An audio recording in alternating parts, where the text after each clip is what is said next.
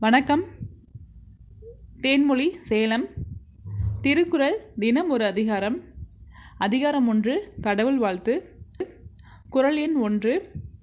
அகர முதல எழுத்தெல்லாம் ஆதிபகவன் முதற்றே உலகு. குறள் விளக்கம். ஆ என்னும் எழுத்து உலகில் உள்ள எழுத்துக்களுக்கெல்லாம் முதன்மையாக இருக்கிறது. அதுபோல் கடவுளே உலகின் முதல் பொருளாக இருக்கிறான். குறள் எண் 2. கற்றதனால் ஆய பயனென்கொல் வாளறிவன் நற்றால் தொழார் எனின். குறள் விளக்கம். இறைவனின் தூய பாதங்களை வணங்காவிட்டால் அவன் என்னென்ன கற்றாலும் பயனொன்றும் இல்லை. குறள் எண் 3. மலர்மிசை ஏகினான் மானடி சேர்ந்தார் நிலமிசை நீடு வாழ்வார். குறள் விளக்கம். மலரின் மேல் வாழ்கின்ற இறைவனின் திருவடிகளை நினைப்பவர்கள் இவ்வுலகில் நீடோடி வாழ்வார்கள். குறள் எண் 4. வேண்டுதல் வேண்டாமை இலானடி சேர்ந்தார்க்கு யாண்டும் இடும்பை இல. குறள் விளக்கம்.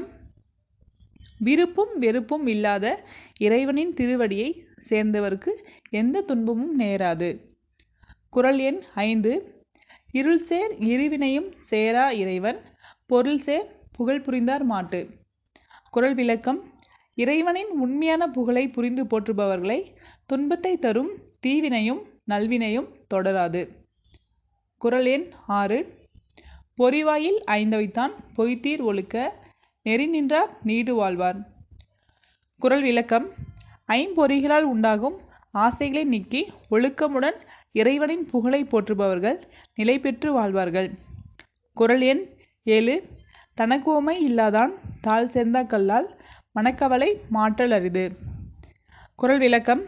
தனக்கு இணையில்லாத இறைவனின் திருவடிகளை அடையாதவர்களால் தங்கள் மனக்கவலையை மாற்ற முடியாது. குறள் எண் 8. அறவாளி அந்தணன் தாழ் சேர்ந்தா கல்லால் பிறவாளி நீந்தல் அரிது. குறள் விளக்கம்.